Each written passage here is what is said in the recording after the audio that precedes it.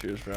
Thanks for Cheers. coming back. Glad to get to hang out. Thanks for having me. Yeah, I think it's so funny in the last podcast. I was reflecting on that yesterday when I was thinking about this one. Was like we hung out a little bit before, but as in like that day. Yeah. And I think we'd hung out like twice before, but we'd never like spent any time one-on-one together. Yeah. And I don't even know when it switched, but it went from somebody that's like I knew adjacently to someone I felt like very close to. Yeah. And I don't even know what happened in those two periods of time, but Yeah. yeah. I mean, I was thinking about it with the first conversation, just like the conversation's really natural. Mhm. And then I think the nature of the conversation being really natural is because we see pretty similarly on a lot of things. Mhm. A lot of systems, like we talked about in the last one, just like worldview, which that's how I feel right now. Is I'm like the only thing, really all I've been thinking about is that, you know, like the health and wellness stuff is still a thing, Yeah. but I'm like navigating how I exist now as a Mhm. dad Mhm. and how I exist in business, all the things we were talking about like before recording too. Are we recording now? I think so. Oh, dope. Yeah, we're in it. Here we go. Let's do it. I wasn't aware either, but I assumed we might be, so I'll just keep it going. Amazing. Yeah. Yeah, so it's been like, you know, as I was listening back to what we talked about last time, it's really more of the same in my world. It's like, I think that what I've come to is trying to help people understand how to find purpose and what it means to have purpose, and what if you feel like you don't, then what? You know, because when I had a kid, no one can prepare you for having a baby, as you know, and it also didn't feel like anything like people told me it was going to feel. Like most of what dads told me, I was feeling the opposite. Some people I felt pretty aligned with, maybe you so more than anybody. And then I didn't have this profound, like, my life is now meant for this, right? Like I saw some guy that tweeted recently that was saying you shouldn't be allowed to vote if you don't have kids because you don't have like skin in the game for the future of humanity. Yeah. And I didn't get hit with any of that. Like, I don't feel more of a responsibility to transform systems or like overthrow governments or make some kind of legacy play. It actually made me feel even more grounded in what we talked about last time, was like, how do I be the very best version of me and show up in unconditional love for the people around me? Like true unconditional love, not like I'm talking about unconditional love and that is my authentic self and like playing it as a game, but really like, I do not care what this child does. They're just perfect. Dude, they could be Hitler, like literally. Yeah, for Full real. on, I would have zero issue with that. Yeah, 100%. I wouldn't necessarily want her to go that path, but like I would, like if she was, I'd still love her. Totally. Without like, a doubt. The love would not stop. Dude, It's impossible. the thing that blew my mind the most around that was it made me understand my parents so much more and how they treated me. Yep. Because it was like, oh God, like how could, like, because my parents didn't really ever get mad at me. Like I'd never really got in trouble. And I definitely like fucked around and I found out, and they weren't like pushovers necessarily, but I always knew that they knew that we were like on the same team. And now I get it so much where it's like, damn, I could have done wilder shit. Yeah. Dude, I had that because, I mean, same. I fucked around and found out a lot. And I got in a lot of trouble. As an adult, I got in a lot of trouble, you know. But I also, you know, I love my parents deeply, both of them. And I'm so grateful for them. And we had a lot of big, in recent years, a lot of really big come to Jesus moments where you're like, when you do start to untangle trauma, like, I don't think it's important to bask in trauma and sit in it and do the healing thing where like, you know, so many Austin people are on a healing journey for fucking 40 years. Yeah. You're like, okay, like I understand what happened. I know some of the things that happened. Can I sit down with my parents? And I was able to do this. Can I sit down with my parents and say, here's what happened. Here's what I wish went differently. Here's something that I don't think you see that's a recurring pattern. And I would like you to look at this pattern and we can talk about it. But I do not love you any different, you know? And that's hard for them at first. They really feel like they come from a generation of like, explain yourself, you know? So there's a bit of defensiveness and they want to like correct. And I had to almost like teach them how to hold space when somebody is sharing something with you and recognizing like, I'm not attacking you right now, and giving the explanation of like, there are things that I've seen that I have been available for in the past because I didn't know any better. And these are now things that I'm not available for going forward. So basically boundaries work. And saying, I'm having this conversation with you because I want to be closer to you and I want to have a better relationship with you going forward. This is so hard for people to do because a lot of parents get really defensive and they feel, oh, it's just everything is my fault and I'm just a piece of shit and blah, blah, blah, blah, blah, blah. And I do think a lot of therapy tends to put a lot of blame on parents. And then you have kids and you're like, okay, now I know for sure that they were doing the very best that they could have done with the tools available for them. My parents had me when they were 28 years old. I just had my daughter. I'm 39. I turned 39 a month later. I had my first baby. You know, like I figured out so much about life and finances too. I figured out so much about life, about finances, about romantic relationship. Like I was in a super solid, super strong romantic relationship prior to having this baby. None of those things were sorted out for my parents when they had us. And I'm still like, I've been stressed as fuck through this thing. Like the newborn phase is ridiculously hard, way harder than anybody prepares you for, especially if you're doing it yourself, right? Yeah. It's like another thing that I found is there's a lot of people who outsource parenting in a lot of ways.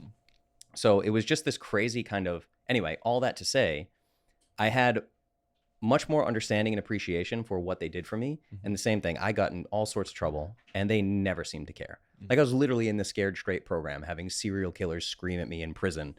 And my parents are like, oh, okay, like we'll figure this out. You know, like they just never stopped loving me.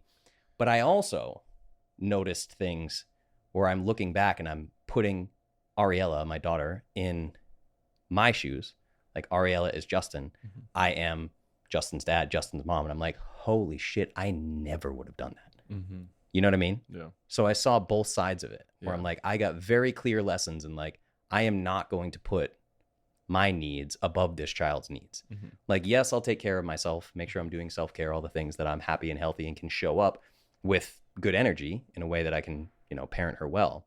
But it was very eye-opening. Like things that I actually ended up more angry about certain things than less angry. Because I was like, the way I love this kid, there's no chance I could have done that to them. You know, does that make sense? Yeah, for sure. It was both. It makes me wonder a lot about that for a lot of different people.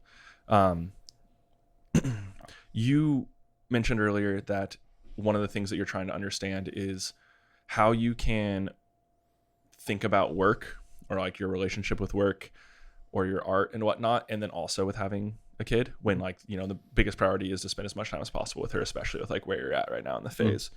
And I think it's something that is super under discussed and very challenging because most people just sitting there and like, oh, I have to go to work. Like I have to, you know what I mean? And you and I are in positions where that wasn't the case necessarily. And so it's an active choice to go out and do stuff again. And the way that, and I've really struggled with it as well, not in the sense that I felt like I was prioritizing anything wrong, but the main area it really called me into in regards to Athena is how do I live a life in a way that allows her to pursue what she wants to do and like know that's okay. And it's like a lot of the things that my dad gifted me and that was really amazing from him was he kind of like had made it to a certain amount of success and then I was his full attention. And to see him, you know, where he is now, where he's kind of like sick and he's dying and he's, you know, a lot of the last 15, 20 years of his life, especially when I moved forward and onward, he hasn't necessarily moved forward and onward. And so that's where I'm seeing a lot more of the things that I'm trying to think through for the longer term of that I wouldn't want to do this to Athena is like, I wouldn't want to stop working. And I don't mean like working, but I wouldn't want to stop like pursuing for me what I think is my art or for pursuing creative things or being agentic in the world. Whereas my dad kind of put all of his attention onto us and he never asked for anything. I don't feel guilty about that, but I can tell that his mind almost stopped developing around 60 and 70. You know, he kind of like really did fully prioritize us, which was amazing as a kid, but I'm seeing the consequences of it now. So what I'm working towards basically is trying to figure out and build a lifestyle and be as efficient as possible and have my priorities so aligned that I can pursue my art, treat people from like friends, work, family, how I want to be treated, and kind of like living through that lens of a way to show up as like an artist or as a creative or as just an agent in the world. Yeah. But it is like a very challenging balance to strike. And the stakes feel so fucking high. The only person that I feel like gave me good advice, and I think we've talked about this, but the only person who gave me good advice around it was Austin, and in the most Austin way, was just like, who wasn't like, it's gonna suck or it's gonna be hard for me this. He was like, you have all the tools, so like go for it. You know what I mean? Like, it's within you. And it is. You know, and we've talked more about it, and it's like, you know, you got to embrace the suck, you got to do it tired. I've definitely learned a lot about myself. And on the other side of it is when they look in your eyes, you know, it's like there is that like MDMA trip that goes on every time they fucking look at you, so that rules. But it is really challenging to figure out how to prioritize it. Because I think so many people defaulted into the system before, whereas like, no, you just go to work. Yep. And that's the thing is I think that we were talking earlier about like both of our partners kind of see the world the same way through the lens of motherhood. And that's what my partner Megan's been talking about a lot is really millennials and Gen Z, we had it worse than anybody ever. And like there's this woman named Erica, I can't remember her last name, but she was on like Diary of a CEO and has done all these amazing podcasts and stuff. But she talks about this, like really millennials were the first, after like second wave feminism, they were like the first generation where it was like both parents work for sure, like almost exclusively. And like a stay-at-home mom almost became like a derogatory term. Definitely, yeah. So it was like, okay, you have 6 weeks maternity leave. So within 6 weeks, you are now, like think about this with your daughter, right? Like I think about this with mine. Every day you wake up to an alarm clock. No matter how that child is feeling that day, you are going to stick them in a car seat, take them to a place where they are then left with strangers. And usually most daycares are like 5-to-1 ratio of like children to caretaker, right? So it is impossible for their needs to be met. Like neglect is going to happen every day, guaranteed. And what she was talking about is like if you go into an average daycare in America, you'll hear babies crying. And then when they're not tended to, they start screaming like they're being murdered.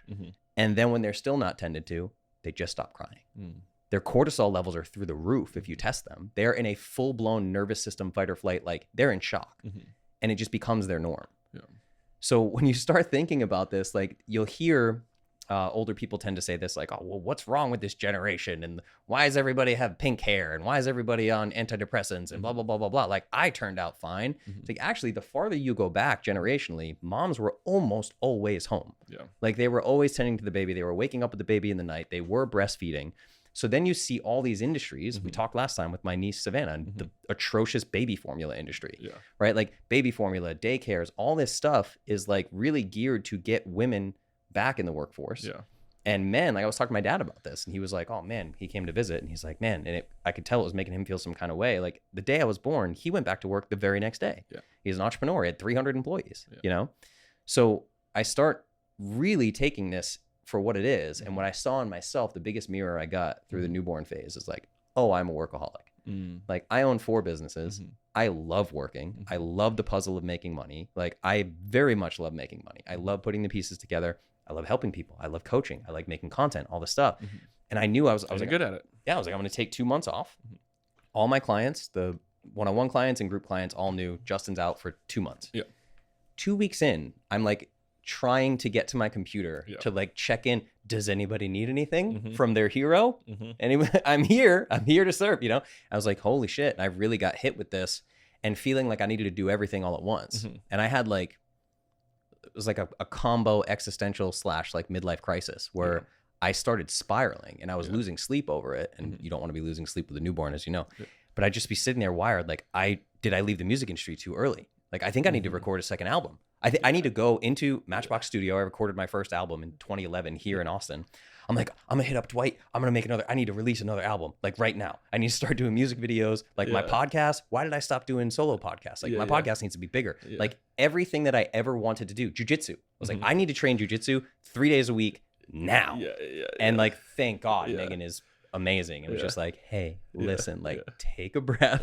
This is a phase, but I was spinning, dude. I had like a similar thing. Caroline caught me real early in it because I was like, what if we like get a nanny and then I can do everything? I can be home 40 hours a week. I can also work for 40 hours a week. Like you can do this. And I was like getting the nanny lined up and Caroline's like, Jared had hooked us up with their nanny and Jared was literally like, or Caroline was like, fuck all of this. Like, what do you actually want? And I was like, oh yeah, no, you're right. I'm going crazy. But it is so funny how much when your mortality is questioned by another mortality as being more significant than yours, how much you go into like, holy shit, I need to do everything possible. No, I've had so many dreams like that too, where it's like I gotta do this and this, and I don't know, dude. There's also, I mean, to go back a little bit though, I want to talk through kind of what you're saying around millennials having it really bad from like a parent rearing perspective. Dude, it's crazy to me. It's so fucking crazy to me, like how much this all comes back to economics and like literally to Bitcoin, right? It's like all comes back to like Bitcoin gold standard. Like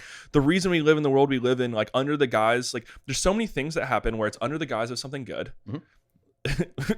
And then there's so many things that happen where it's under the guise of something good. And then it's completely actually just feeding us a bunch of bullshit. So like even if we take like a lot of the feminism movement, right, that happened in this like, what do you call it, like wave 2 feminism, that was made because we stopped raising the rate of pay.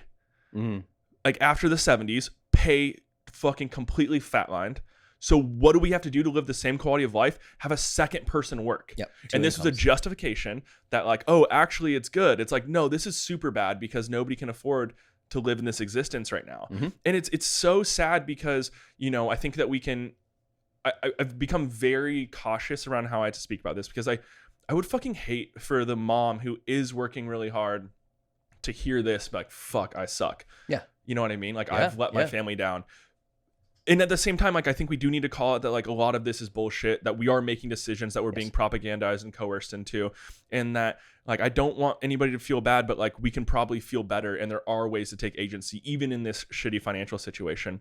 But to the daycare thing, bro, like, again, I'm really not trying to talk shit to any mom out there who's doing their best. But, dude, Athena, we've gotten to the place where, like, you know, I bring her to playgrounds all the time because she loves fucking playing. She loves slides. Loves going wee.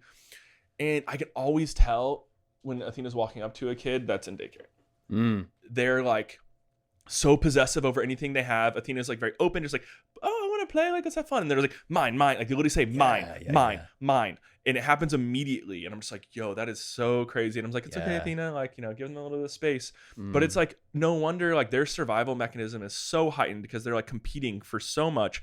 And it's really sad to see. We were at this play place on Saturday or Sunday whenever our flight got canceled. On Sunday. And there's this little girl who was just playing alone. I don't know where her parents were. They were not visibly anywhere.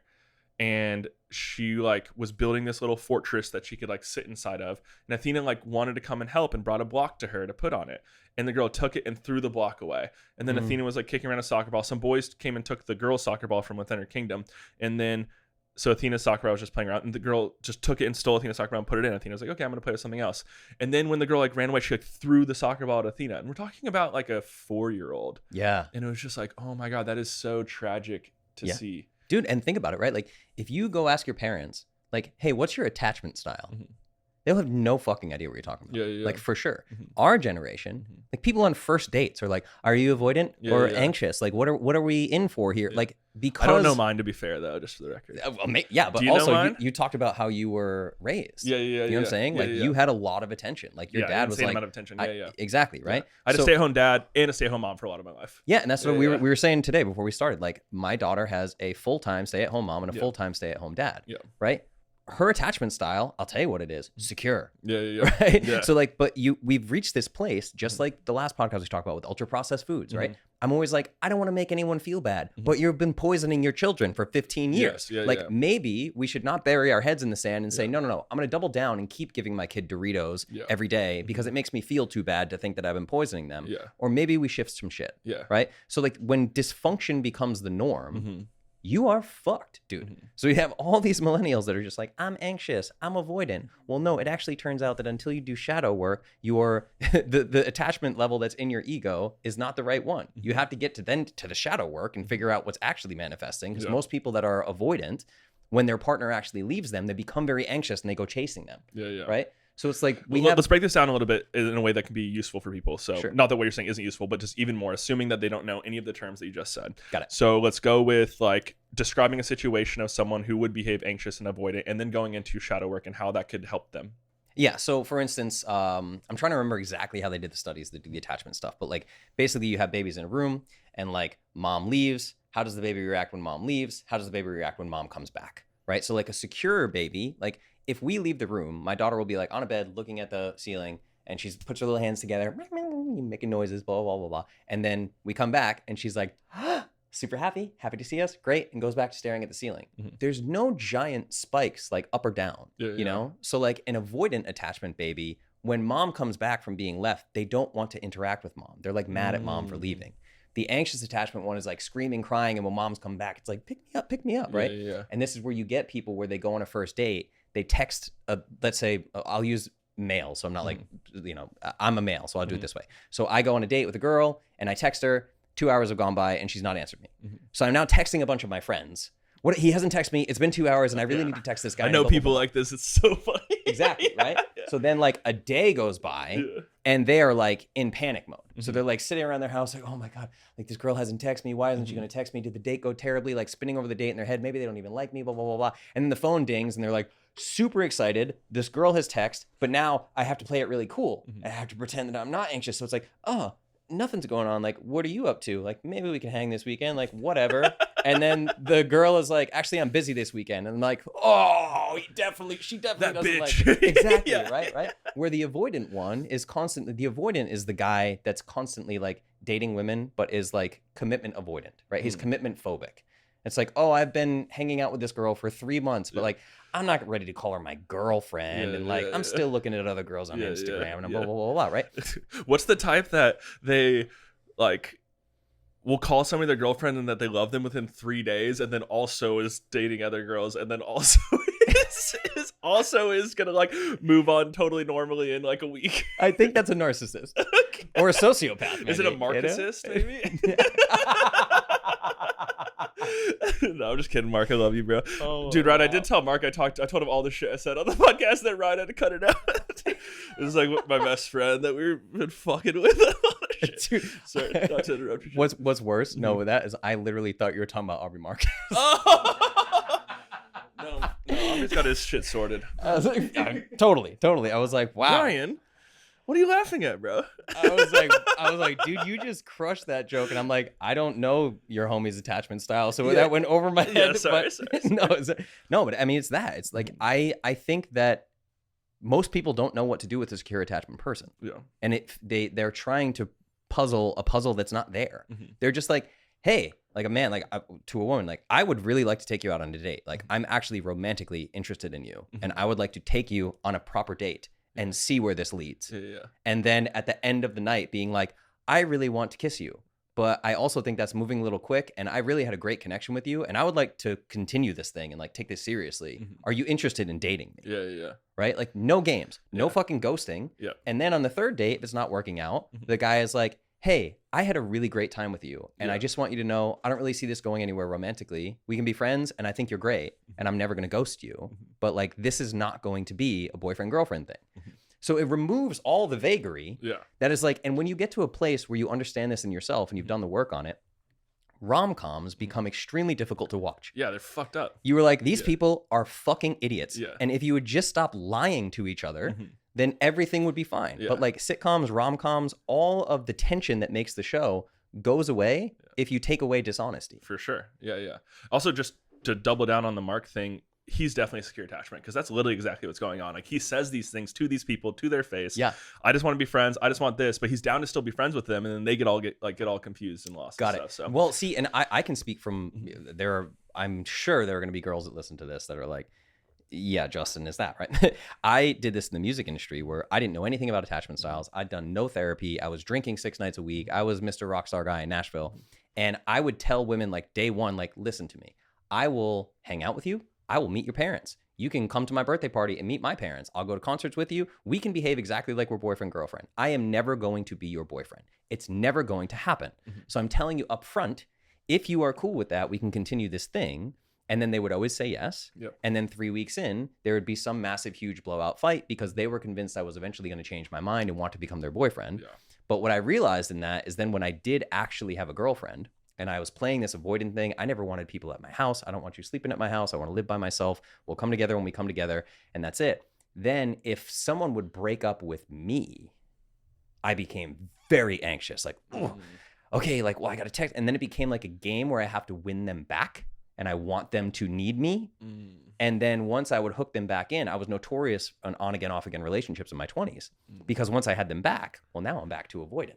Yeah. And I'm like, yeah, cool. Like, you know, we can, we're a boyfriend, girlfriend. Cool. That's fine. But like, you know what I'm saying? Yeah. And it was until I did shadow work and realized what I was lacking in like nurturing and everything when I was a child. I didn't, like, my mom says this all the time. She's like, I don't think I was cut out to have kids. Like, there's not a nurturing bone in my body. Like, she says that, you know? Yeah. So I know where that comes from. For sure. But I didn't understand it then. Yeah. So I would literally feel. Is that hard to hear? Does that like break your heart a little bit? Yes, but like if we had this conversation probably 5 years ago, I'd get like watery eyed over it and be like, oh, fuck, this is like, yeah, we can go here and we're going to talk about this and this kind of sucks. And like, I'm happy to talk about it because I'm an open book with everybody.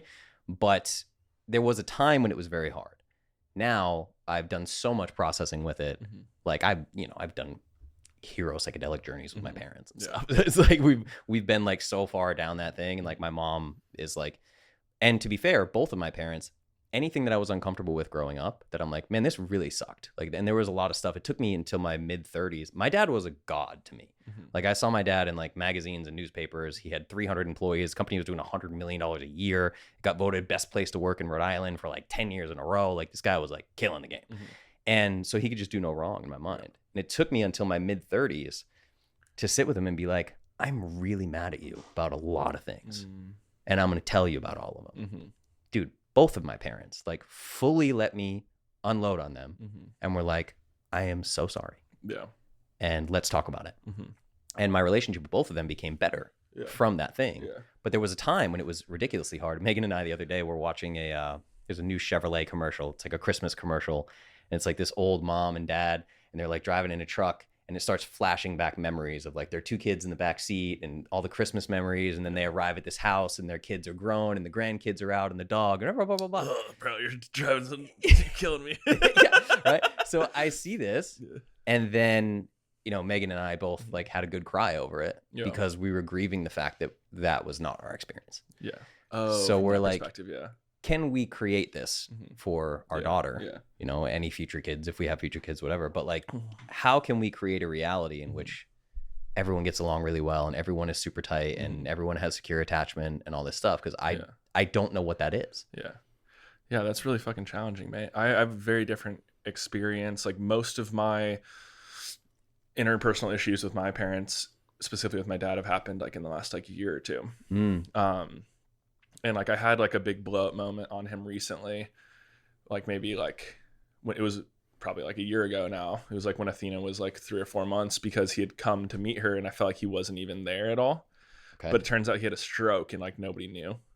But even without knowing that, I still like kind of went off on him and I was like, what the fuck? And like he decided he was gonna get off his cancer drugs so he could be more present, to be more present with Athena, and like definitely wanted to like sacrifice to make that happen. But it is hard if you like, if you couldn't have had that the whole time. I imagine that creates a lot of massive issues, especially when the dynamic is so inverted, when your dad's a god and you're a child. Yeah And that was what I saw, as a lot of like, because my dad could do no wrong in my mind, like without getting into like specific details here, but in my mid to late 30s, I'm 39 now, I saw a lot of things happening in my, like I could see patterns so clearly in my family, and I started bringing it to my dad.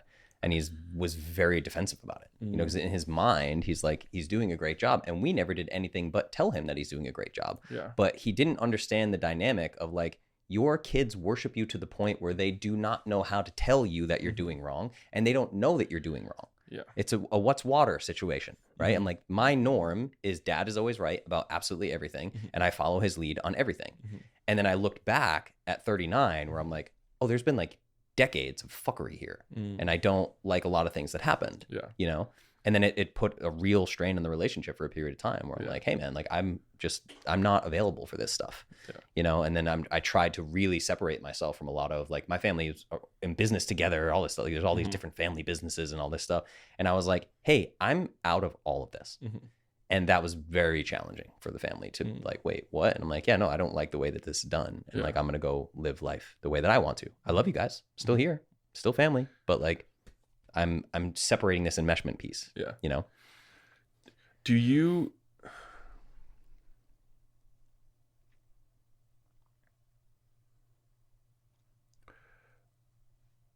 when you think about shadow work, like what were some of the things that you actually did? Like what were some of like the actions you did in order to work through a lot of this? I honestly think the very best shadow work that you can do, and this is very challenging for me, I've actually never talked about this on the podcast, but I'll decide how deep we want to go into this, but I think it's uncovering whatever parts of yourself you think are unlovable. And the only way to know that is to think about things that you have never told anybody ever. That's where the gold is, right? So if I can uncover pieces of myself that I think are fundamentally unlovable, and I've never told anyone, you know, and I had things prior to my relationship with Megan, I had things I had never even told therapists. I've worked with therapists and shamans and coaches around the world. Shit, I had literally never told any of them. Yeah. And I was like, oh, actually, the only way this works, the only way real conscious romantic relationship works is radical honesty, like 100% radical honesty. So Megan knows everything about me, you know? And then ironically, the things that I told Megan that were the hardest for me to tell, I'm like crying, having this big, like, come to Jesus moment with her. Yeah. And she looks at me and she's like, I'm going to say this as gentle as possible. Is that it? That happened to me too. That's so funny. And I'm like, this is shit I have been dealing with since I'm 12 years old that I've never told anybody. And she's just like, cool. How can I help? Yeah. I love you. You're perfect. And I'm like, what? And then I remember in the days after, like, you know me in the way that I build community and stuff. Like, I have dope people in my life. So then I just started flexing. Like the very thing I told Megan, like a day later, I told one of my guy friends. And he's like, cool. He's like, I actually like dealt with some shit like that. I'm like, you did? And then the next day I'm like, I find another friend. I'm like, hey, I got to tell you this thing. And all of a sudden I'm like, I can just wear shit out in the open. That was the real shadow work. Like at first I did the fucking Austin New Age shit. What is my shadow work and finding the dark parts of myself? And I'm like, there are no dark parts of myself. It's all the same fucking thing. It's like, I have to love myself unconditionally in all of these things. And I really think the only way forward on that is just radical honesty. Not to keep sucking my dad's dick and shit, but like the reason why it was so hard when my dad got sick was because it was the first person that I was literally like, holy fuck, like who can I just tell every worst thing I've ever done to? And he's just going to be like, cool. You know what I mean? Like that. And obviously like Caroline's been that as well, but like it's always been, my dad has just been that person. So that was like one of the like things that rocked me when he got sick, was just like, I remember the day I found out, I was just bawling, and I'm just like, who am I going to be able to just, you know, have, I guess, that level of, you know, what a partner does and what people do who have unconditional love for you. Like, Well, and that's the piece when you recognize, like, you are building a family now. You have a full family that is separate from your family of origin. That is like the King household that you have created, that you and Caroline have created, you know? And same with me. I'm like, you know, Megan does this all the time. She's like, we'll be the three of us. I'm like, hug her. And she's like, we're such a perfect little family. And I'm like, we are. And Megan made it a point when it was just the two of us. She would always call me family. She's like, this is our family.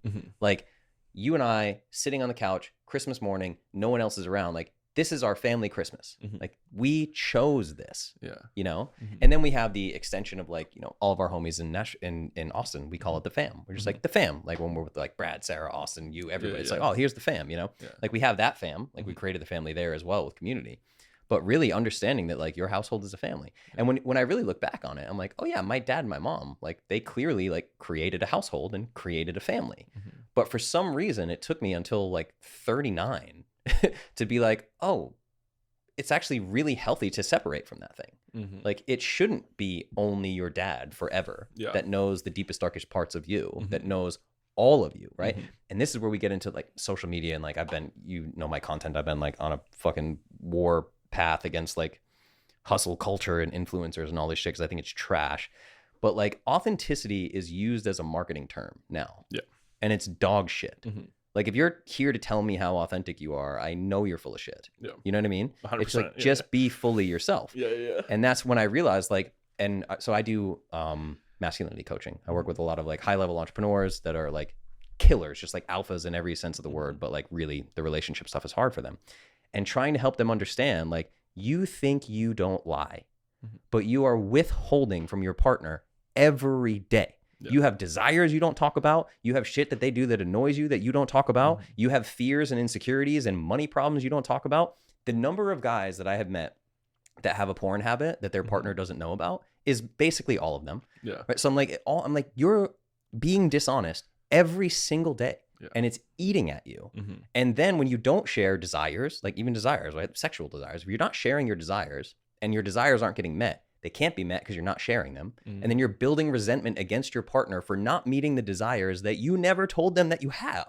Right? So it was once this all came to me in the puzzle pieces of like, oh, this is authenticity. Authenticity is not just like, here's Justin, king of the household, and I'm in, you know, a knight's armor and I'm up on a white horse of like, I shall take care of the whole household and I never step down from the horse. It's like, no. And I actually teach it like, not to like sit here and teach, but Please do. I'm a musician, so I always go back to like a mixing board, right? So we have 4 little volume sliders, and there's king, prince, queen, and princess. All of those archetypes, like tribe of selves, live within us. So you have a king, queen, prince, and princess inside of yourself. And then the way that those knobs are adjusted up or down is based on how you're feeling. So if I'm feeling really insecure and I think like my body dysmorphia creeps in and I'm like, oh, I feel chubby today and all my businesses suck and I don't make enough money and Alex Hormozy is better than me, like some shit, you know what I mean? Then I have to turn up the Prince dial very high. And in the past, I would have to find like my inner queen to kind of like mentor that boy and be like, hey, no, I love you. You're perfect for me. I love you unconditionally. Now I have Megan for that. Right. So my Prince volume gets turned way up and her queen steps in and she nurtures me. And then through her nurturing me, I get this amazing energy and acceptance and I feel like a superhero. I get to turn the Prince dial way down, turn the king back up and get back to work and go podcast and make money and build businesses or whatever. And then if she's feeling insecure, her little princess knob goes up and my king comes way up and I get to be there and nurture her. You know, so it's like all the parts of self. You can't show up authentically if you're being dishonest. You're just trying to have one of those volume knobs pegged all the way up, which is the way you want to be seen in the world. And you take away from connection with everyone in your life. I think it's so fucking funny because so much of what happens in Austin, not to get like super meta about it though, is it's like complicating all of these self-help ideas. And like to give Aubrey his due, is like one of the first things that he ever pointed me to was like Don Miguel Ruiz, like the 4 Agreements. Yeah, fantastic. It's like that's literally the only actual self-help book you need to read, I think, for like if you want to go deeper and understand it and go deep into it. But if you just want to actually have an operating system for behaving well within the world, it's like that's it. Yeah. And then the 5th one being love. Yeah. Like it is really that simple. And those, for people who don't know, just the one that came up as you're talking around was like being honest, be impeccable with your word. Be impeccable with your word. What are the other 3? Do you know? Man, I don't know.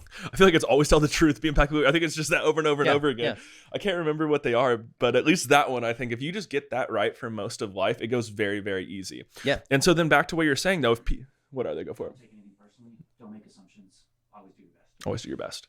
Amazing. Like that's like such great fucking guidance, and it's so simple, and it's the hardest thing to do, as the most simple things are, especially if you grew up in this environment. And I think this is like, to kind of circle it all back, is like this is where we are really, really, really, really, really, really kind of fucked. And I'm like so optimistic generally about everything that's going on in the world and about technology and all this good stuff, and my life seems to rock generally. But like people, we've multiple generations now, from the Gen X to the millennials to Z to Alpha, who have been societally absolutely fucked, whether it's daycare kids, internet raised kids, COVID kids, demasculinized kids, like total botching of what feminism could be or what it means to be female, even in a masculine body, like all of this shit, while also having an 8th grade reading level on average.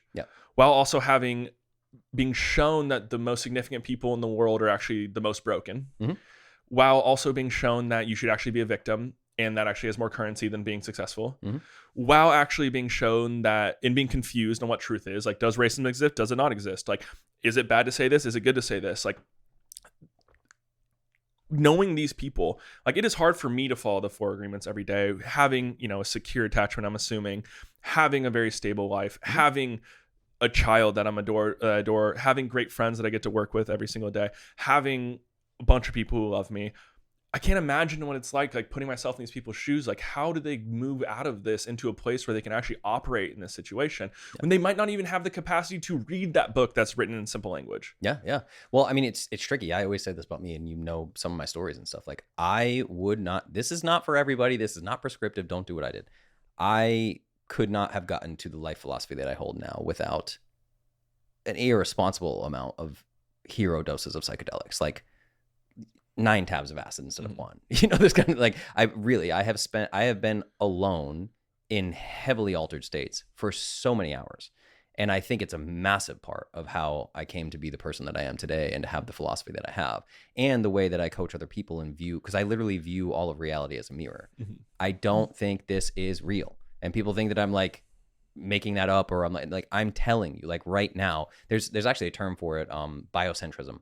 Right. So like my biology is creating consciousness. It's creating reality. Yeah. So it's like in a video game, Grand Theft Auto, when you're not on that side of the map, does it exist or does it populate as you come to it, right? So this is Justin speaking to Justin through a mirror named Sky, right? But I think the same is true of you. So we are all one consciousness playing this game. We're all the player one of the thing, right? So I got to this place where I was able to start teaching people this stuff and sort of like stepping out of the thing. But you're right. I don't know how most people get there. And then when we see like our heroes, I wanted to touch on something you said because you were like, oh, realizing the people at the top are like the most fucked up, right? When the baby was born, I was like, all right, I'm going to cut back on work. So let me just post some social content to like keep things kind of rolling. And I started doing selfie videos in my car. And I've grown by, I think, 45,000 followers in the last 60 days, where like my average video is doing like 50,000 to like 150,000 views. And then I made this video. The hook of the video is the more famous your favorite influencer is, the more traumatized they probably are. 2.4 million views, 48,000 shares, whatever. It just like, it blew up for everyone because everyone, it's the same way that it was like, oh, now you need 2 incomes to be able to exist in this world. And, or the term that we grew up with, like keeping up with the Joneses, right? So there's this whole situation we have right now where everyone is starting on a very shaky ground mentally with attachment issues and all this stuff. And then now, thanks to social media, you are reminded every single day, 1,000 times a day, that you are not good enough. You are not doing enough. You are not making enough money. Your 6-pack is not good enough. Your girlfriend is not hot enough. Your car is not the right car, blah, blah, blah, blah. And this is what recently on the Maha podcast, I talked about this, where you have like Maslow's hierarchy of needs. Everyone is being sold shit that's at the top of like self-actualization. Here's what you need to do.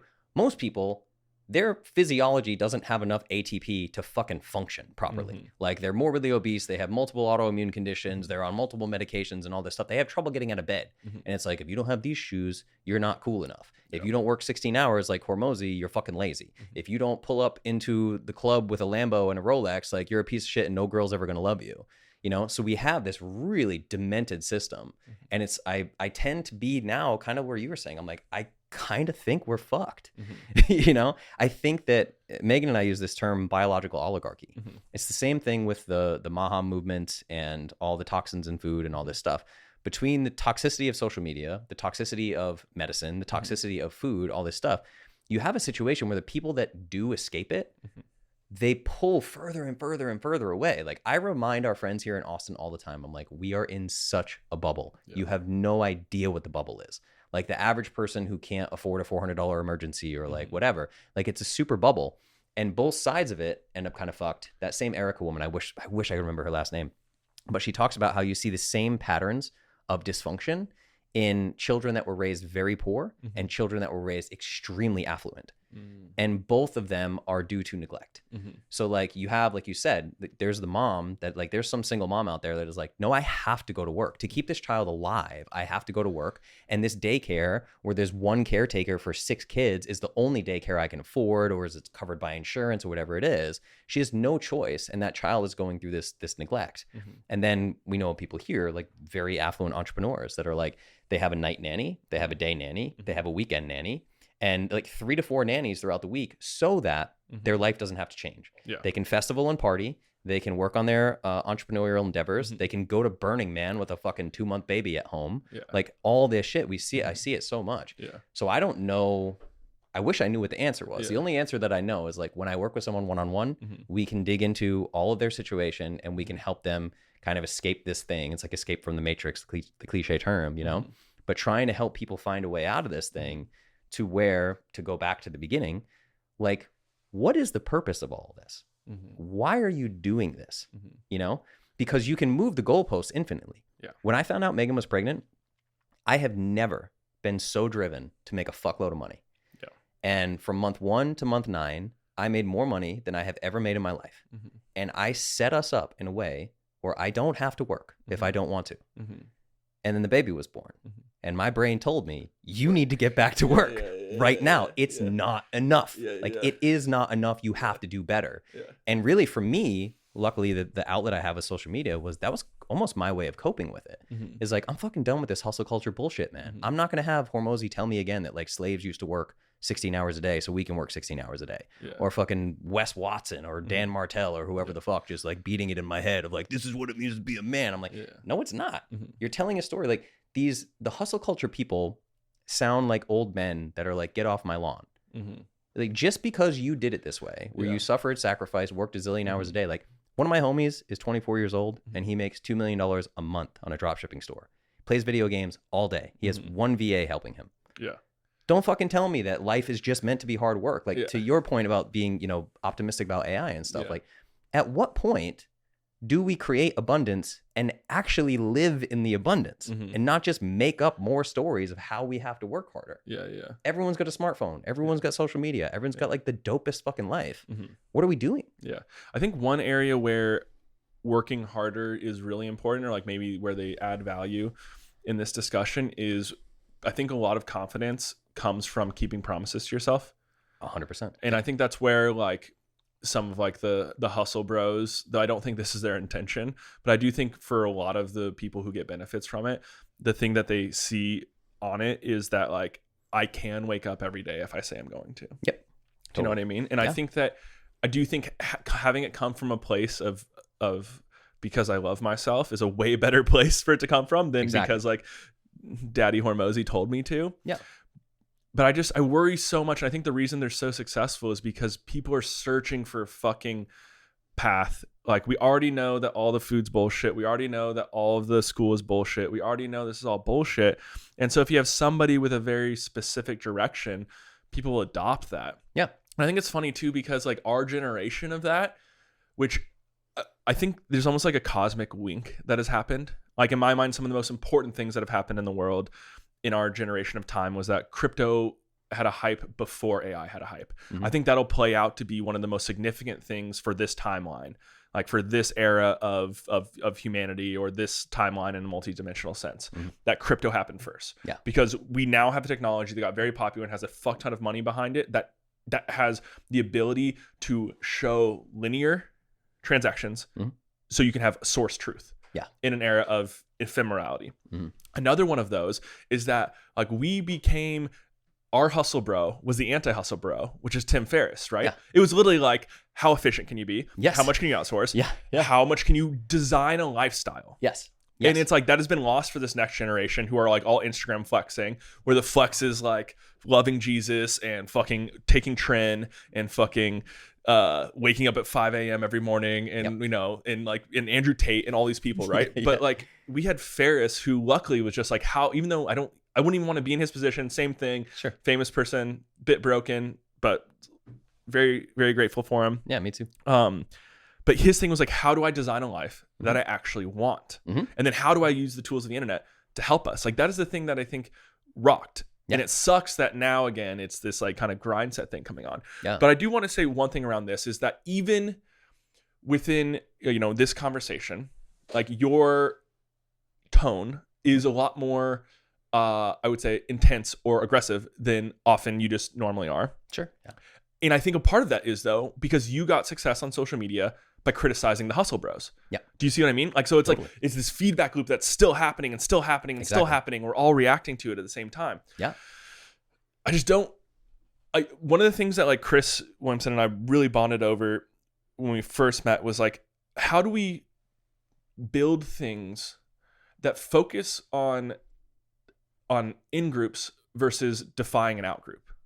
Because the internet wants us to make out groups constantly. Totally. How do you think that we can respond to, the mother who maybe has the option to not put her child in daycare without demonizing it? Or how can we respond to the Hormozys? Like, because you and I can see that he's unhappy and sick. Yes. But how do we respond to in a way that like the 13-year-olds that see his content realize that like, oh, there's another path forward? Yeah, it's the Bruce Lee quote. Absorb what is useful, reject what is useless, add what is uniquely your own, right? So something I want to touch on is an important bookmark, because this happened in the comments, right? There's thousands of comments on that post.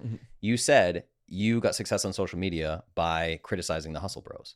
You were successful already, but that's just one thing we've seen recently. Yes, but also, right? Think about I said, the more famous your favorite influencer is, the more traumatized they probably are. Yeah. Right? Where is the criticism in that?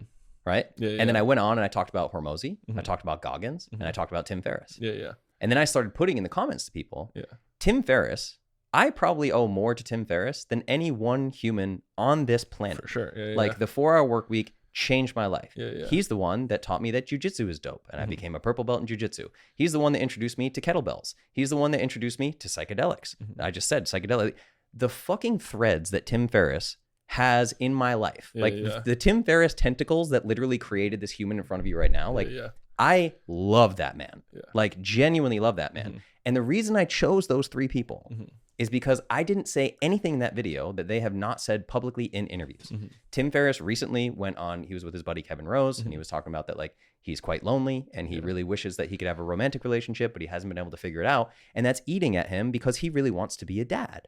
But in order to be a dad in the way he wants to be, he really wants to figure out the romance thing.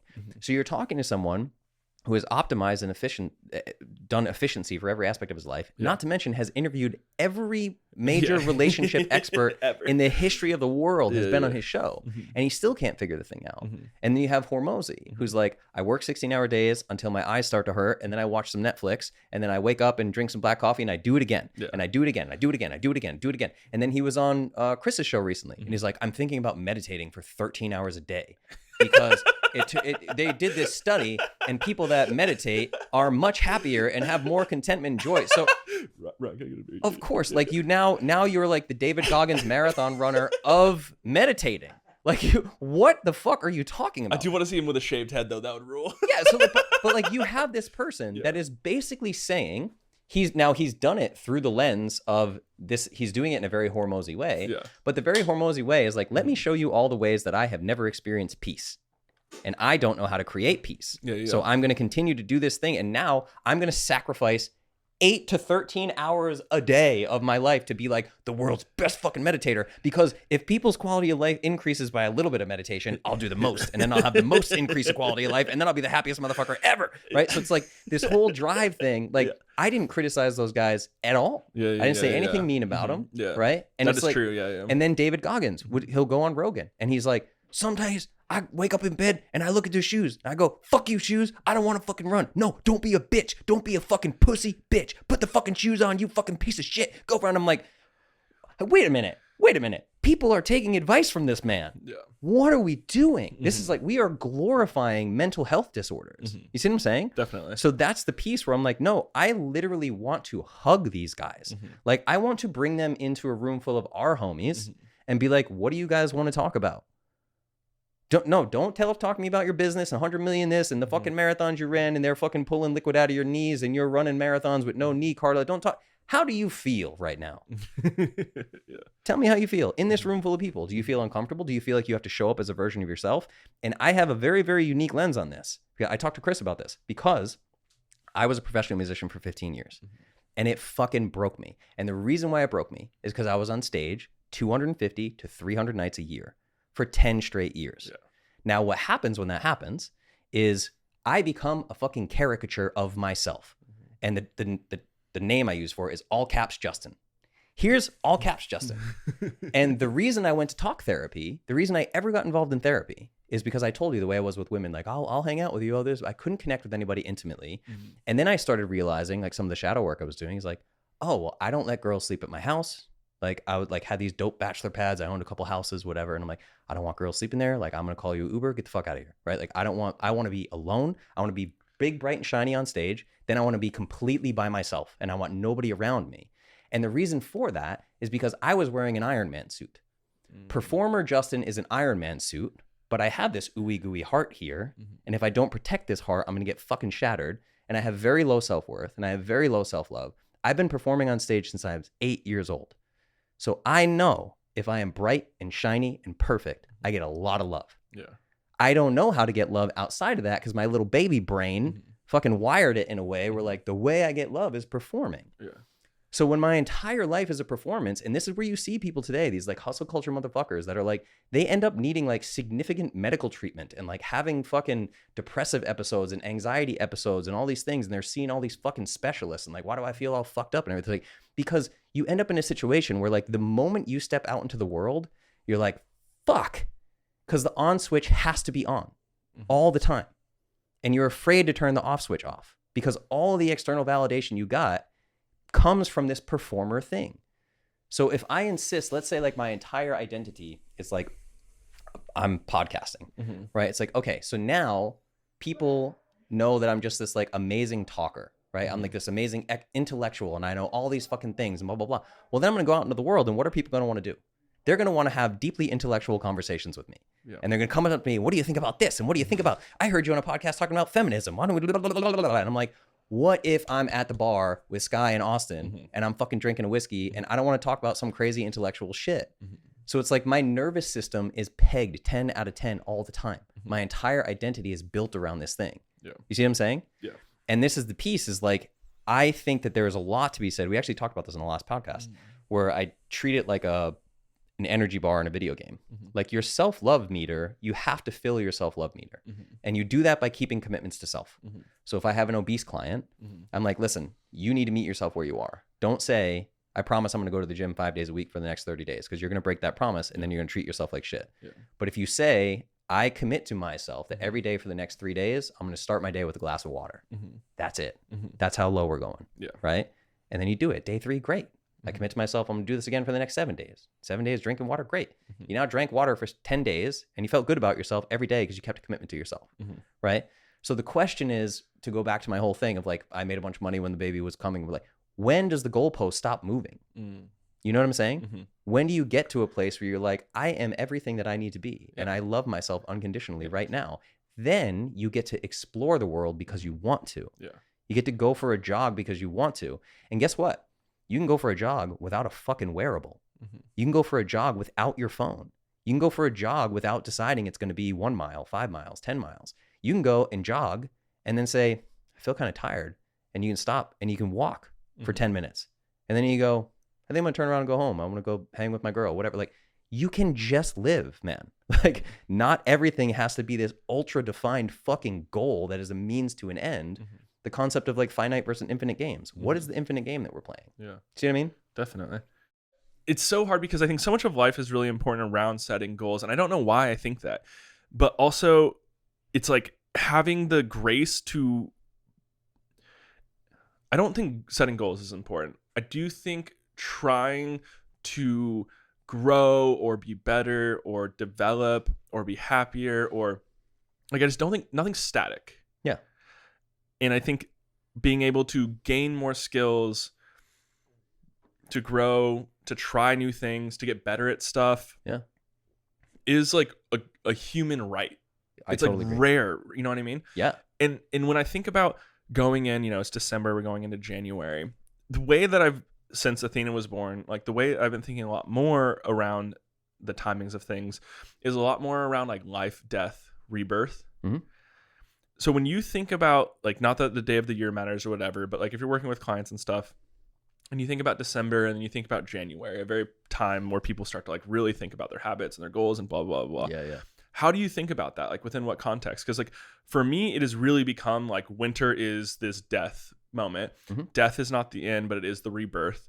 Like the craziest thing that I had from having Athena off the get that just blew my fucking mind was seeing my dad within her and knowing he's dying and she's continuing on, and that like the love connected us. Like that was the through line. Like I was just this conduit of love from my dad to her, and like he lives on within her. And I think that's why I've started thinking about Decembers a lot too. It's like it is this death thing, and then we're reborn, and within that rebirth, there's opportunity to adjust. And maybe it is like doing a little bit of shadow work. Maybe it is, loving yourself a little bit more. My favorite New Year's activity I've ever done, which I've done a few years, is like I go through Kamal Ravikant's like Love Yourself Like Life Depends on book. Yep. That's always the best years, like the years that I make sure and I do that whole process. Yeah. But how do you think about goals? How do you think about death, rebirth? How do you think those are similar? And how do you think about December into January? For sure. Yeah. I think that the new year, if we look at it as a rebirth, like what is birth? Right? It's pretty much the most clean slate a clean slate can be, right? So I think of all personal transformation as an identity shift. So if I look back and I talk about like the days that I was trapped in the music industry, is because like I think passion is pliable. I was deeply passionate about music, and like, yeah, it was how I got love as a kid and everything, and that turned into my career. And then once it became my career and the way I made money and everything, and I was there 300 nights a year, I was fucking trapped in it and I hated it. And I didn't know how to leave because my identity was built around it, right? And then like, luckily, COVID actually really helped, because that was, then the music industry went to zero. Like I was playing like, 6 gigs a month at this point or something and like make a few $1,000 per gig. And I'm like, so it's like, oh, now I got this golden handcuffs thing. COVID really turned it off for me, but it took me years to figure out what is my identity. I don't introduce myself as a musician anymore. I don't introduce myself as anything besides Justin anymore. I don't say what I do for a living. Yeah. Well, can I also just like dive down into the Justin thing? Yeah. When you're talking about, people struggling and, you want to be to perform on your Iron Man suit and going since 8, dude, I think Justin, so there's a Chinese idea that names have power. Yeah. And I don't want to put this into your universe or onto you, but bro, Justin is kind of a cursed name, bro. Is it? Bieber. Oh, that's true. Very similar experiences, music. Timberlake. Justin Wren, homie, who the self-doubt in that lad for being, a 300-pound person who could murder people with his arm is insane. Yeah. Like Justin Timberlake, like, bro, yeah, what's going on? I don't know. I say this all the time, dude. I have done hard enough things that would shatter most humans. Yeah. The hardest thing I've ever done is learn to love myself. Yeah. I was in like Kamal Ravikant's, like, what the fuck, man? Like, I cannot be good enough. I can't be. Like, I would wake up every day and it was just like, I was 9% body fat. And I was like, you are fucking chubby. Damn, how are you going to be an influencer? How are you going to do this? Like, every time I got on stage, I was just scared I was going to fuck up. Always. Like, I was never the one that was just like, and I'm a very good musician and I know that. And I would get on stage and then if I did have a song where I fucked up, like, I go to bed that night thinking about, I was playing 4-hour gigs. I'm not thinking about the 100 songs I played perfectly. I'm thinking about the one that I fucked up. Like, I think this answers your question, why this podcast is the most intense and aggressive you've seen me be, is because I know, like, Wes Watson is literally telling his followers they're pussy, bitch ass motherfuckers. You broke bitch. You ain't fucking shit, blah, blah, blah. Like, I would love to fight Wes Watson, genuinely. Like, I just would. Because that makes me so fucking mad. Where I'm like, at 25, I probably would have hired him. I'd have been like, this guy, he's gonna show me how to whip my ass into shape. Blah, blah, blah, blah, blah. You know what I'm saying? When like, you're 9% body fat. Exactly, right? And I'm just like, and that was the reason that I trained jujitsu. Was like, I grew up fighting a lot. I got arrested for 24 felonies when I was a teenager, right? Like, I was in some shit, and always thought that I was a bitch that I couldn't fight. And then I started boxing in Boston, and I was working with the former light heavyweight champion in California, Rodney Toney, his heavyweight champion of the world at one point. His cousin, James Toney, heavyweight champion. Rodney, his cousin, is the one who taught me how to fight. So I worked with like one of the best fighters on the planet to get good at boxing. And then I became a purple belt in jiu-jitsu. And then I trained sheepdog response and Able Shepherd. And I learned how to I joined a militia. I learned how to clear houses with fucking M16s. And like, I've done crazy shit. And all in my mind of just because like, I am not tough enough and I have to be tougher. I have to figure out a way to be tougher. Right. So like, I built myself 100% around self-doubt and not being enough. And you asked me, is it like hard for me to talk about my mom? No, it's hard for me to talk about this. It will literally make me cry because I just want to go back to 25-year-old Justin and be like, bro, you are dope, man. Yeah. Like, people love you. Your friends think you're cool. Like, people think you're cool. You don't have to be a rock star. You don't have to have the fucking Iron Man suit on all the time. But I built my identity around performance. So if your identity is built around performance, you stop knowing how to shut it off. So I was showing up, I'm at like family parties. Like, I remember when I was flying home from the TV show that I was on. I had this reality TV show when I was 25 on ABC called The Big Time. And I had lost the show at this point. I was flying home from Vegas. I came in second place. And I'm flying home from Vegas, and I have this picture on my phone, and it's Keith Richards' autobiography and 3 little airplane bottles of Jack Daniels. In my mind, I was literally like, you're not enough of a rock star. Keith Richards was like, crazy. You gotta be as crazy as like, you gotta be like, I literally was like, how do I morph myself into this fucking like epic rock star, party boy, drinker, fucking tough guy, whatever, right? So I was always like just trying to change from like who I was authentically.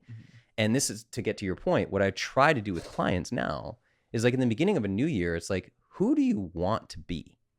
Like, who do you genuinely want to be? Not because you want external validation. You think people are going to love you if you're this way, or you think this is bright or shiny and this is going to give you 100,000 Instagram followers or whatever it is. Like, who do you want to be? Because we can choose this. I said this in the last podcast. Being a healthy person is a light switch decision. Am I a healthy person? Yes. Now I'm healthy. Cool. I make decisions through the lens of a healthy person. You can choose whatever identity you want. I can be like, okay, right now, like I am a dad. My number one priority is dad. And then I just go through my life of like, what would dad Justin say about what I'm thinking right now? Would he be putting bandwidth into this? Would he be like, you need to get back to work, you need to get back to podcasting, you need to take on more clients, whatever? Well, no, because that's not really what dad Justin would be thinking about. So I always tell people to think about it through the lens of identity, because at any moment you can shift your identity into anything you want it to be. Now it's hard because I have 10,000 bicep curls of being all caps Justin. I need 10,000 bicep curls of being whatever new identity Justin I decide that I want to be. You see what I mean? That's how I think that the actual transformation happens. And you're also spot on about hard work, right? As I'm mapping out all these things that you've heard me do, like I've done a tremendous amount of hard work. Where I got to is because of hard work. But I started playing with this term in my head of hard work. And I was like, well, wait a second. Like I was obsessed with music. I love music. Playing the piano is really hard. It never felt hard to me. I did it for 8 hours a day. I was obsessed with it. I loved it. Is it hard? For most people, yes, it's very hard. Is it challenging? Yes, but it wasn't hard for me to do it, right? So I love jujitsu. Jujitsu is super hard. Like people go to jujitsu, they get their ass kicked. Oh my God, it's the hardest thing I've ever done. But I really enjoy it. I enjoy the puzzle. Therefore, I like to do it. And this is where I think guys like Gary Vee and Alex Hormozi and stuff, like they seem to really love business. Like they love the fucking puzzle of business. They want to do it 16 hours a day because that's what they love to do. Where the problem happens in society is you have people that are comparing themselves to Alex with hundreds of millions of dollars, and they're taking Alex's puzzle and moving it. It's now their game. They're putting together the Alex puzzle and they're wondering why they're not making any money and why they're miserable. Like I got into entrepreneurship because I wanted a 4-hour work week. And now I'm working 12 hours a day and I'm nowhere near Alex, but I'm doing everything Alex tells me to do. Why am I fucking miserable? Because you're playing someone else's game. So if we can get to a place where I try to teach clients, like what feels really hard to you, really fucking hard, like you're just beating your head against a brick wall, is probably not super aligned with you, you know? And then when I'm dealing with very sick people who are morbidly obese and all this stuff, well, your life is about as hard as it gets. You are literally like dying of illness. So is your life hard right now? Yeah, it's very, very hard. But you're used to it. Yeah, maybe let's try some things that aren't so hard. That's easy. Yeah, maybe let's stop eating junk food. Let's stop going to McDonald's fucking 5 times a week because that seems to be making you feel pretty shitty. You see what I mean? If we can redefine hard work is very important. But I wish that there was a way for us to define it differently. Like what challenges you in a way that you enjoy that makes you feel good? Instead of just like, what is the hard thing? Do the hard thing. You see, does that make sense? 100%. This is again another like Ferrisism that I feel like is super valuable is what would it look like if it were easy? Yes, exactly. And so few people take a moment, a breath when you're caught up in all of the things to ask that question. Yeah. So to go down even like another area that, and I know this all ties together a lot in your like kind of thesis on human performance and on, you know, weight loss that you've helped a lot of people with and stuff. But there is like a biological component to a lot of this. And, you know, I think something that's becoming more in vogue that you've been interested in for a long time is like mitochondrial health. And like, you know, you brought it up in the beginning, like if your body isn't creating enough ATP to like do all this shit, and then you're trying to throw all of these hard decisions at them, all this hard weight, and it can barely keep up. This is a very specific question, and it's a response to Chris Master John being on Rogan yesterday. I don't know if you listened to it or not. I haven't yet. Anyway, he talks about a mitochondrial test over and over and over again, and Rogan never asked the question like, which test? Have you done any mitochondrial testing? Are you aware of anyone that works or that's good? I know the current state of mitochondrial health. I don't know enough about the science behind it. He does. I think it's called Memo Screen or something like that. Okay. And then there was another one that I believe is called Me Screen, MESCREEN. They actually sent me one for influencer reasons, right? But they test your mitochondria, and I know that they're like testing oxidation, like how do your cells actually manage glucose and fatty acids? Like how is it making energy? The thing about this is where I start feeling like I live in the twilight zone is our current model of human cellular biology has been proven wrong for 50 plus years. It doesn't work from the lens of physics. Through the lens of physics, it doesn't work. There's not enough available energy for our cells to work on the pumps and channel model that we have, where there's just like 100 different pumps moving nutrients in and out, and there's channels siphoning them through. Like Dr. Gilbert Ling proved this in the 70s, and they pulled all of his funding and shut down his lab and all this shit. And now then they used his model of the human cell, which is basically that cells are gel-like the fourth phase of water, easy water, something called the exclusion zone in cells. They use Osmosis Jones. They used I don't know who that is. Who's that? There's a Disney movie in like fucking 2005, which basically allowing like saying that cells are permeable, but also holding like space, but like can permeate through osmosis. Yeah, they look more like Jello than a bowl of water, right? So when I get into this, is I'm like, I don't know if this is one of those things where like, do we actually know how it functions is the real problem. We have like a guess on how it functions, but really the best we can do is like, if you get that mitochondrial test done, you do what Chris Masterjohn tells you to do. Do you feel better? Do you lose weight? Do your symptoms of illness go down? Like, I don't know the answer to that question. And I don't know if we have the tech to say definitively, like we were talking about this off camera too, like the problem with scientific studies. It's like, you can't really study humans in a lab. You know, you can't study human cells in a lab under fluorescent lightings in a sterile environment and all these things. So there's just too many factors at play. And I think, to be fair to Chris, he says that as well. He's like, it's everybody's so fucking different. This is just one tool. But we can tell maybe if it's like this, they might be able to handle more like CoQ10 or maybe not. Yeah, Chris is one of the most brilliant minds I've ever come across in nutrition. I've followed his shit for years. And Chris, it was so funny. I was looking at the Rogan episode, and it was like the first comment, it was like, and then he'll go and have Gary Brecka on. It's just like there is so much, like I get it, like the whole grifter thing, whatever, like there is so much of that.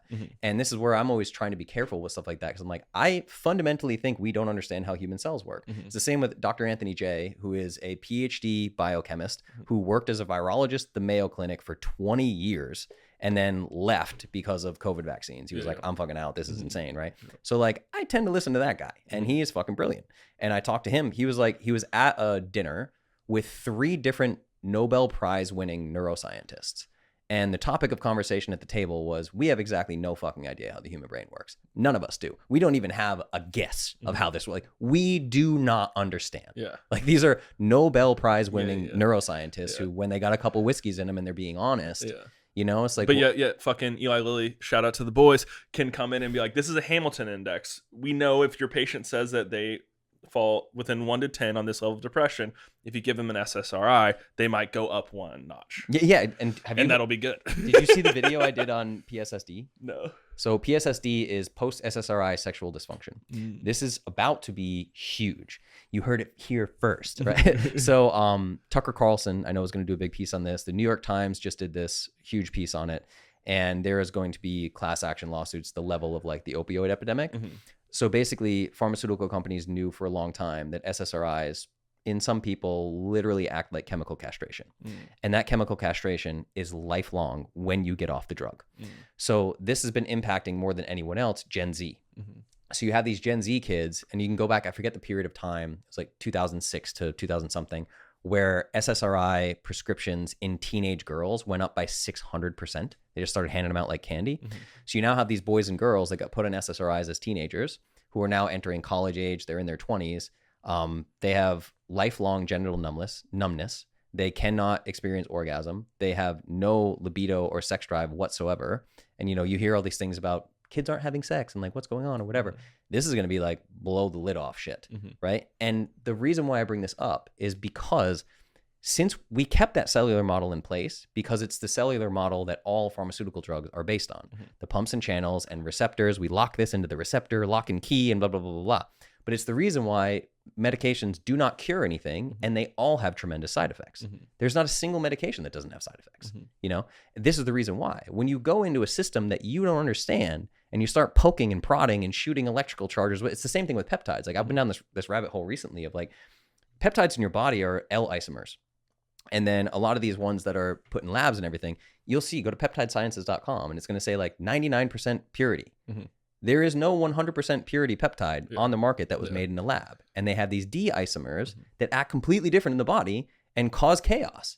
So you're like, well, wait a second. Like, I don't even know what's going to happen. Like 30 years from now, people that have been injecting peptides for 10 years, like we're yet to see what happens with them.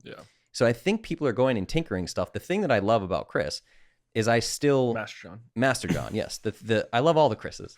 But Chris Master John, I totally agree with him that like we need to be focusing on mitochondrial health because through the current cell biology, like glycolysis and beta oxidation is like we're eating food and we're going through to the electron transport chain and we are creating ATP. And ATP is like cellular energy currency, right? So that seems very important. This is why we eat food. Now, Ling's model, the association induction hypothesis, same thing, is ATP is like an absolute must-have structure, but it's the structural integrity of the thing. It's not necessarily being used for energy. It's being used as a structure. And then it's electricity.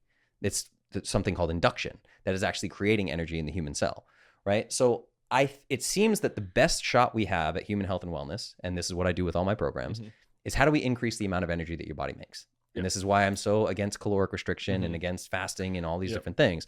Like, how do I make your body create more energy in a world where everyone is obese and we say, well, you just have to lose weight, therefore calorie restriction?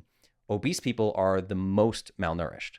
Like, they have the biggest deficiencies of anybody. So we actually have to figure out how to feed them more food with less of the toxins that disrupts function. So I think taking the path of how do we improve mitochondrial function is hands down the very best option we have right now for improving human health. So I tend to agree with Chris on that. Yeah. Well, I think like one of the things that you focus on a lot is love and like loving yourself, because I do think it starts with that, and coming from that place is really important. But I think the thing around mitochondrial health I'm really excited about, and about the tests and more quantification, all this shit, is that we can start to test our environment. Yeah. Because that is the thing that I think is the number one. People are waking up a little bit to it with plastics. Like, wait, what the fuck? But then I go to my in-laws' house, and it's like the level of plastics is just like mind-boggling. Yeah. You know what I mean? And I'm just like, oh, Jesus Christ. Like, I thought this was known a few years ago. Doesn't everybody know this? Right? And then it's like the bubble we talked about. That's the bubble for sure. And then it's like you have the, like, I think because I think we did talk about this in the last podcast, but we focused on sterility. Is that the right word? Because bacterial infections were a thing, and it made us very sick for a long time, and it decreased our ability to have babies and have them continue to live. You know, it made people drink a lot of alcohol because water wasn't safe, blah, blah, blah, blah. You know, maybe it was the ash in the air from the volcano, I don't know, that did the dark ages, or maybe it was that everybody's pooping in their water, I don't know. Totally. But there does seem to be this lacking area around the physics of it, around the wavelengths, and like, I'm using the wrong words here, but I do think mitochondria is such an important thing to focus on, and it fucks me up the most though, because it's not us. If we think DNA is us, which is like kind of, you know, it's easy to be skeptical of that at best, because we have like more things that aren't us in us than are us. Yeah. But it's like, what the fuck are those things? Yeah, right. Like, what the fuck's a mitochondria? It feels like an alien intelligence. It is. It's like, but it's the only thing that allows us to exist. Yeah. But it doesn't hold our DNA. Yeah. So like, what are we? That's the big question. And you're like, we don't even exist, bro. Biocentrism. It just, exactly. Yeah. Well, and here's the thing. Wild. It's like, now I can get really trippy with you. And it's like, I always think about how much I want to say these things publicly, because like, who's ready to hear them, and who will just be like, okay, this guy's in Looneyville. Like, this is a great segment. Let's go to the private feed, boys. Thank you guys so much for listening. If you want to hear us another drink, another kava in, if you want to hear what trippy things Justin was going to talk about, if you want to hear more about the biology of systems, mitochondrial health, things that I'm working through, trying to understand stress within my own life, more fatherhood shit, go to skmp.supercast.com. And if this is the end of the journey, thank you guys for your attention.